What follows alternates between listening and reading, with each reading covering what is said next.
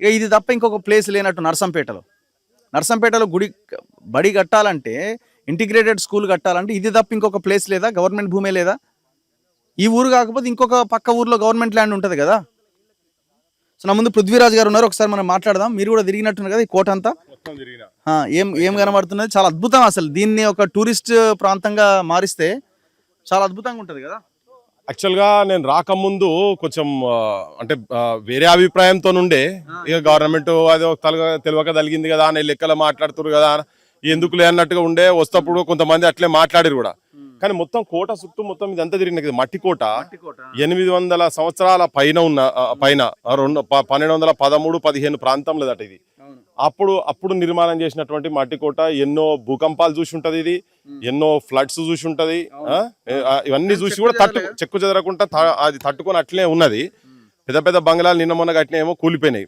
వీడికి వచ్చినాక నాకు ఈ విధ్వంసం చూసినాక అనిపిస్తుంది ఏంటంటే, బాకీ ఎవడైతే బాబర్ దగ్గర మొఘల్ ఎంపరర్ బాబర్ దగ్గర ఉన్నటువంటి వాడు అయోధ్య రామ్ టెంపుల్ మీద ఎట్లయితే దాడి చేసి దండయాత్ర చేసి కూలగొట్టిండో, ఇది నాకు అట్లే కనబడుతున్నది. ఇప్పుడు ఇది చూస్తే ఇదేదో తలిగింది కాదు, ఇది వాంటెడ్గా. మరి దీంట్లో ఏమన్నా ముఖ్యమంత్రికి ఏమన్నా సెక్రటేరియట్లో అంతకుముందు గవర్నమెంట్ ఆయన లంకె బిందెలు దొరికినాయని చెప్పి ఇక్కడ ఎవడన్నా గుడి లింగాన్ని మింగుతారా? మొత్తం ఏం లేదు, మట్టాడ. మనం ఒకసారి అడిగి పోయినా చూసినావా, మన ఏంటది నల్లమల ఫారెస్ట్ లో పోతే ఒక గుడి లోపల పోయి గత ప్రభుత్వంలో అచ్చంపేట తీసేసిరు కదా, మట్టి కూడా తీసుకుపోయింది కదా. ఒక అట్లే కనబడుతుంది ఎక్కడ చూసినా కానీ. అంటే ఇది అయోధ్య రామ్ టెంపుల్ ను కూలగొట్టిన విధ్వంసం ఏదైతే జరిగిందో, ఈ రజాకార్ రేవంత్ నాయుడు ప్రభుత్వంలో కూలగొట్టిన విధ్వంసం ఇదని చెప్పి నేను క్లియర్ గా చెప్పదలుచుకున్నా. వచ్చినప్పుడు నాకు అభిప్రాయం లేకుండే. కానీ కాదు, ఎట్లయితుంది అబ్బా, ఎన్ని అక్కడి నుంచి మొదలు పెడితే అన్ని అది కూలగొట్టిరు, ఇది కూలగొట్టిరు. ఏడ చూసినా కానీ నీకు జేసీబీల మరకలు కనబడుతున్నాయి కదా, ఇక్కడ కనబడుతున్నాయి, గాడ కనబడుతున్నాయి, ఆడ కనబడుతున్నాయి. మొత్తం నాశనం చేసిరు కొడుకులు. అగో ఈడ కూలగొట్టిరు, ఆడ కూలగొట్టిరు. గింత అజ్ఞానం ఉంటుందా? ఇంకొకటి ఏం తెలుసు, అసలు ఇంట్లోకి వచ్చేటందుకే నీకు ద్వారం మొత్తం బంద్ ఉంది కదా. ఏదో పక్కకున్నది తెలియకుండా జరిగింది కాదు, నువ్వు డైరెక్ట్ వేస్ట్ చేసినావు. అక్కడ కూలగొట్టిరు, అక్కడ ఎంట్రన్స్ లో. ఇంత పెద్ద మట్టి ఎట్లా ఉన్నదన్నది చరిత్ర తెలియదు ఎవరికి. ఇప్పుడు మనం వచ్చి కూర్చొని చూస్తున్నాం కదా. కాదు, ఇప్పుడు అది గోడ కూలగొట్టే వచ్చిరు లోపలికి, అది కూలగొట్టే వచ్చిరు. మరి 30 ఎకరాలల్లా 30 ఎకరాలు ఇచ్చిండ్రు అని అంటున్నారు ఇంటిగ్రేటెడ్ స్కూల్ కు. ఇది 4.5 ఎకరాలు ఉన్నది. దీన్ని కాపాడుకోవాల్సిన బాధ్యత ఎవరిది? ప్రజలది కదా. ఇది ప్రజల ఆస్తి, ప్రభుత్వం కదా కాపాడాల్సింది.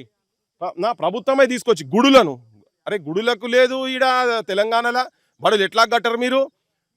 వెలుగు మట్లనైతే అంటే ఇదేందో కూలగొట్టుడు రేట్ మరి నేను ఏమన్నా అర్థమైతలేదు. కానీ ఇప్పుడు కాకతీయులు అంటేనే కమనీయ శిల్పాలు మొత్తం ఇక్కడ ఈ ప్రాంతంలో ఉన్నటువంటి కల్పనాతీతమవు కమనీయ శిల్పాలు 1000 స్తంభాలుగా వెలిసిన శిల్పాలు అని. ఇక్కడ 1000 స్తంభాలు గుడేమో హనుమకొండలు ఉన్నది. ఇక్కడ తీసుకొచ్చి ఇంత కళాత్మకమైనటువంటి కట్టడాలను అప్పుడు వాళ్ళు అంటే మన పూర్వీకులు అంటే చరిత్ర ఏంది, ఎప్పటిదో ఆది నుంచి వస్తున్నటువంటి దాన్ని మనం భవిష్యత్తుకి ఇవ్వాల్సిన దాన్ని ఈ మధ్యలోనే కులగొట్టుడు, అది దీని ఈ పేరు మీద పెట్టుడు, దీని వెనక ఏదో కుట్ర బరాబర్ ఉన్నది. దీని ఏదో సామాన్యంగా చూసుడైతే కాదు. ఇప్పుడు రామ్ టెంపుల్ కట్టేటందుకు ఎన్ని పోరాటాలు చేసి ఎంతమంది చచ్చిపోయి ఇవన్నీ జరిగినాయి కదా, అదొక ఆకాంక్ష లెక్క. మరి ఇదేం తక్కువనా? ఇప్పుడు దీని చరిత్ర ఏం తక్కువ లేదు కదా. ఇప్పుడు నువ్వు రామ్ టెంపుల్ గులగొట్టి 1528లో గులగొట్టిరు దాన్ని, అది బాబరీ మసీద్ కట్టేటందుకు. ఇప్పుడు ఈ రాజ్యంలో అయింది కదా 2026లో కదా. మళ్ళీ దీన్ని పునర్నిర్మిస్తామంటే ఎట్లా నిర్మిస్తాడు? సిమెంట్ పెట్టి అతుకు పెడతారా? ఏ రకంగా అసలు ఆ కన్స్ట్రక్షన్ ఆ నిర్మాణం ఎట్లా సాధ్యం అవుతుంది? అసలు ఇది ఏంది? ఇంత దుస్సాహసం ఏంది? ఇంత అరాచకం ఏంది? అగో చూడగో మొత్తం పలకలు ఎట్లా పలికి ఉన్నాయి చూడగో మొత్తము. అంటే కావాలని ఇది చేసి ఇప్పుడు మళ్ళీ ఇక్కడ మట్టి కూడా లేకుండా చేసి చూసినావా? ఇగో దీంతోనే డౌట్స్ వస్తున్నాయి. ఈ ఆపోజిషన్ వాళ్ళు మాట్లాడిన సంగతి కాదు ఇది.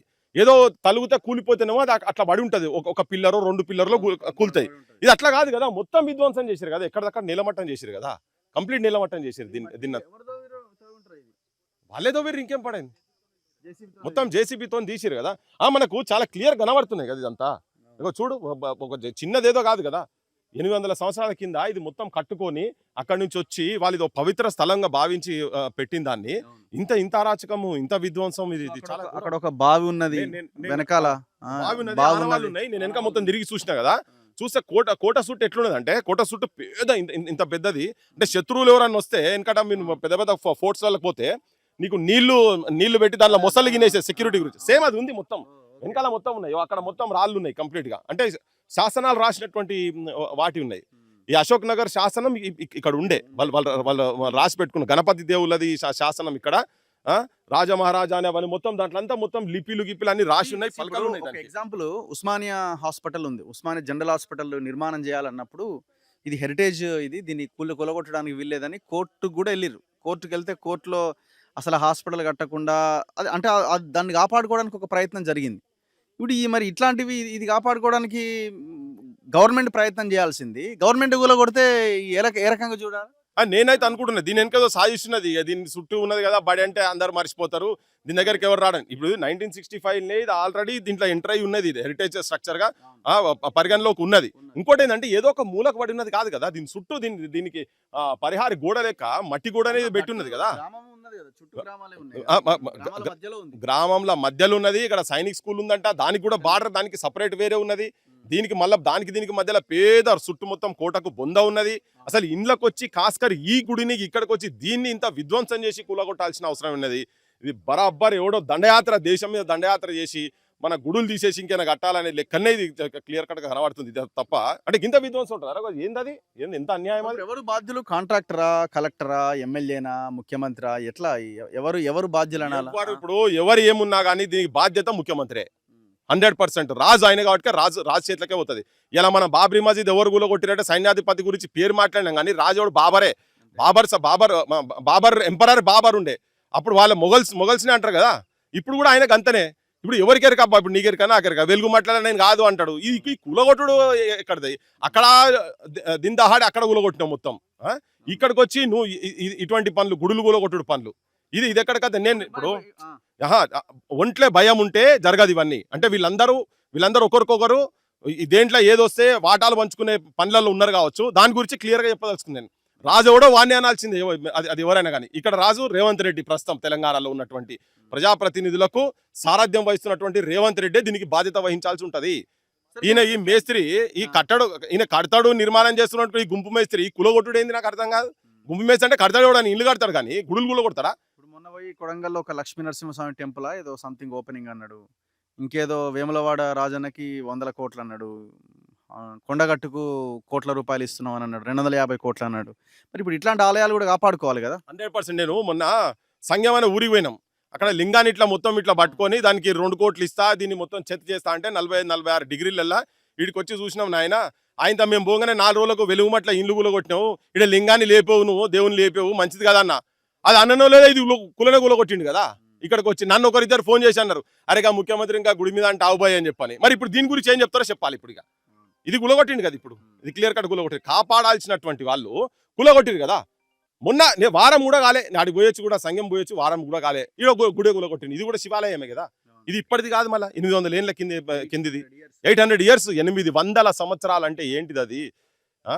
దేశానికి స్వతంత్ర పోరాటం జరిగింది. అంతకుముందు రాజులు, మహారాజులు, దండయాత్రలు, సైన్యాధిపతులు మొత్తం నేలమట్టం అయిన తర్వాత, ఒక ప్రజాప్రభుత్వం వచ్చిన తర్వాత కూడా ప్రజల ఆకాంక్షలకు వ్యతిరేకంగా దేవాలయాలకే నీకు సెక్యూరిటీ లేకుంటే, వీటికే రక్షణ లేకుంటే ఏం రాజ్యం నడుస్తున్నది? ఏం హోమ్ మినిస్టర్ మూమెంట్ ఏది? జనరల్ గా ఇప్పుడు సరే 2-3 కాషాయ జెండాలు కనబడుతున్నాయి.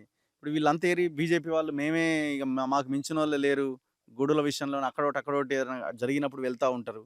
ఇప్పుడు ఎందుకు దీని మీద ఒక పెద్ద హెజిటేషన్ రాలే? అదే నాకు కూడా అర్థమైతే లేదు అసలు ఏం చేస్తారు వీళ్ళంతా అని. అంటే ఉత్తర హిందుస్థాన్ లో ఉన్న గుడులు అక్కడ గుడుల పవిత్రంగానే మా ఇక్కడికి కూడా గుడులు పవిత్రమే కదా. ఇక్కడ కూడా జరుగుతుండే పూజలు గీజలు అన్ని జరుగుతుండే, ఇక్కడ ఉన్నాయి అవన్నీ. ఒకవేళ అది లేకున్నా కానీ నువ్వు తయారు చేసేటువంటి వాతావరణం ఇక్కడ మొత్తం ఉన్నది కదా. వీటిని కాపాడుకోవాల్సిన ఆస్తి కదా, ఎక్కడో పాతకాలం నుంచి వచ్చినటువంటి ఆస్తులు. మరి బీజేపీ వాళ్ళు అయినా ఎవరైనా, ఏ పార్టీ అయినా, ఎవరు ఈ పార్టీ అని కాదు. ఇప్పుడు కాంగ్రెస్ వాళ్ళు అన్నిట్లల్లో కూడా ఈ భగవంతులను మొక్కటోళ్ళు ఉన్నాం కదా అందరము. వాళ్ళందరూ వచ్చి అసలు ఇక్కడ నిలబడాలి కదా, దీనికి అడ్డం నిలబడాలి కదా. అట్లా కడతావు నువ్వు అని చెప్పని. బడి కడితే బడి ఇంకెక్కడైనా కట్టుకో. గుడ్డు అయిందా తెలంగాణ? ఈ మొత్తం ఈ అశోక్ నగర్ మొత్తం గుడ్డు అయిందా? లేకపోతే 4 ఎకరాలు 10 ఎకరాలు కొనుక్కొని కట్టు. గిదే వచ్చి ఇక్కడనే పెట్టి గీ కాంపౌండ్ ఉన్నది ఇదంతా కూల కొట్టేసి నువ్వు ఇక్కడ కడదామనా? అంటే ఏం లేదు, దీన్ని దవ్వి దీని లోపల ఏమైనా నిధులు ఏమైనా దాగి ఉండేది ఉంటే వేసుకపోదామని చెప్పే ప్రయత్నం తప్ప దీనిలో ఇంకొకటి అయితే నాకు ఏం కనబడతలేదు. ఏదో ఉట్టి గుల కొడితే వేరే అనుకుంది కానీ గింత తీసి గర్భగుడి దగ్గర కూడా నువ్వు మొత్తం తవ్వి మట్టి తీసిన తర్వాత ఇప్పుడు మనం పోయిన తర్వాత ఇప్పుడు ఈ వీడియో బయటికి రాగానే దీన్ని గుడిపేస్తారు. ఇక జనానికి తెలియదు కదా, మంచిగా తీ పాష మొత్తం మంచిగా తీజారు. అసలు ఇదంతా అదంతది అంటే ఎంత విధ్వంసం చేసిరని చెప్పేందుకు చెప్తున్నాం. ఇక్కడ ఏమైంది? లింగం ఏది? లింగం ఇప్పుడు లింగం ఉండే కదా, ఇప్పుడు జనాలే ఇక్కడ లోకల్ జనాలే కదా, లింగం ఉండే, లింగానికి దండం పెట్టిన ఉన్నాయి. మరి లింగం ఎటు పోయింది? ఇప్పుడు లింగం పోయింది, లింగం కింద మట్టి పోయింది. లింగం కింద ఏముందో మనకు తెలియదు. సెక్రటేరియట్లో ఆయనకు దొరకబట్టిండు, ఇక్కడ ఈయన దొరకబట్టుకున్నాడు కావచ్చు, ఎవరికెరక మరి మనకేం తెలుసు?